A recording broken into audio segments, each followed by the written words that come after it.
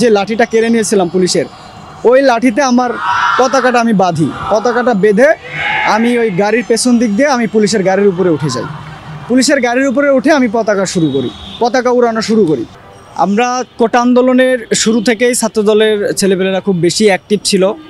আর আমার ঘটনা যদি আমি স্পেসিফিকভাবে বলতে যাই, 11 জুলাই 2024 নর্মাল দিনের মতোই আমরা আন্দোলনে অংশগ্রহণ করেছিলাম।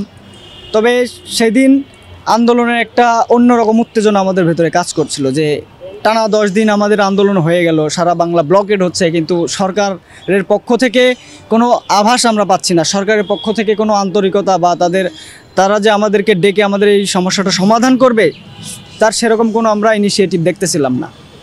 যার ফলেই আমরা আরও বেশি বিক্ষুব্ধ হয়ে যাই।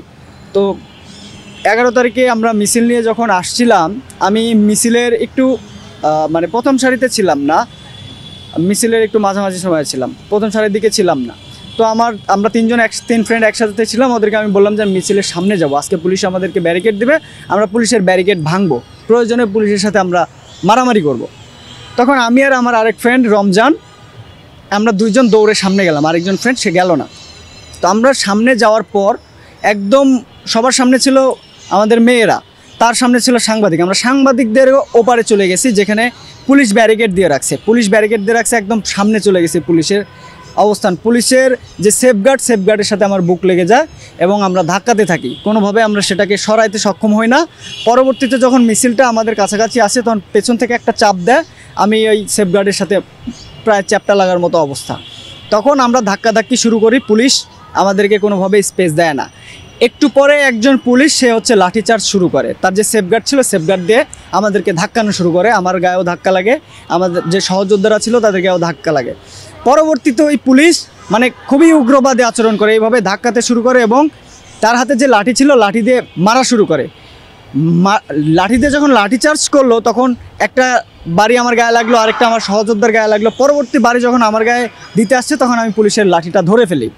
পুলিশের লাঠিটা ধরে আমি তাকে একটা লাথি মারি, তখন ওই পুলিশের লাঠিটা আমার হাতে চলে আসে আর পুলিশের ব্যারিকেডটা ভেঙে যায়। এর পরবর্তীতে যখন পেছন থেকে জোরে একটা ধাক্কা দেয়, তখন পুলিশের ব্যারিকেডটা ভেঙে যায়, আমরা ব্যারিকেডটা পার হয়ে ওপারে চলে যাই।